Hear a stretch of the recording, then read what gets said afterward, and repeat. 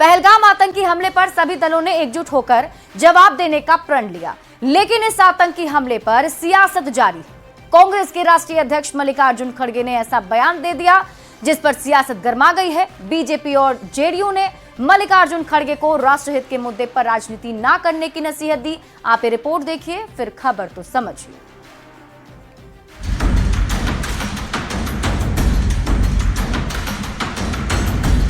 राष्ट्रहित के मुद्दे पर देश में सियासत जारी है। पहलगाम आतंकी हमले पर कांग्रेस सियासत करने से बाज नहीं आ रही।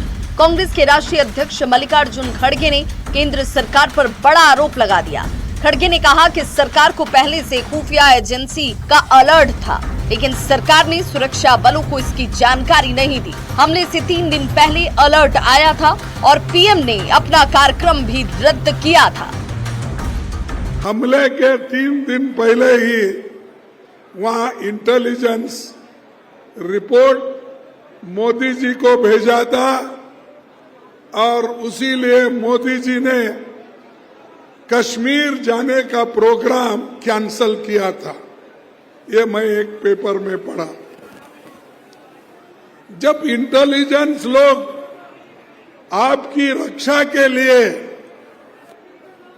ये कहते हैं आप जाना मुनासिब नहीं है, तो आप वही बात अपने इंटेलिजेंस लोगों को, सिक्योरिटी को, वहां के पुलिस को, वहां के बॉर्डर फोर्स को आपने क्यों नहीं इत्तला दिया?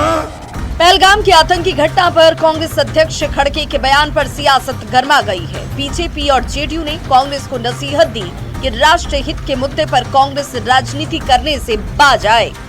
उनके नेता जिस तरह से बयान दे रहे हैं, राफेल का मजाक उड़ा रहे हैं, उनके मुख्यमंत्री, पूर्व केंद्रीय मंत्री, सांसद जिस तरह से शंका जाहिर कर रहे हैं, इससे लगता है कि इनके लिए राजनीति सर्वोपरि है। कुछ मसले ऐसे होते हैं जिन पे राजनीति नहीं होनी चाहिए, जो देश से जुड़ा मामला होता है। अभी पहलगाम में जो हुआ वो सीधे सीधे हमारे देश पे हमला था।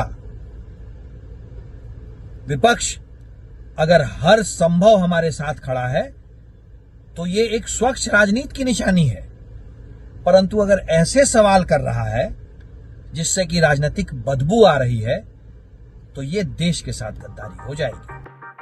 पहलगाम आतंकी हमले के खिलाफ केंद्र सरकार बड़े एक्शन की तैयारी में है। केंद्र सरकार के इस कदम के साथ विपक्ष भी खड़ा है। सर्वदलीय बैठक में सभी दलों ने राष्ट्रीय हित के मुद्दे पर सरकार के फैसले के साथ खड़े होने की बात कही। ऐसे में जब सरकार पाकिस्तान को जवाब देने के लिए नए फैसले ले रही है, लगातार रणनीति बना रही है, इस तरह की सियासी बयानबाजी से देश को नुकसान और पाकिस्तान के नापाक मंसूबों को मदद मिल सकती है।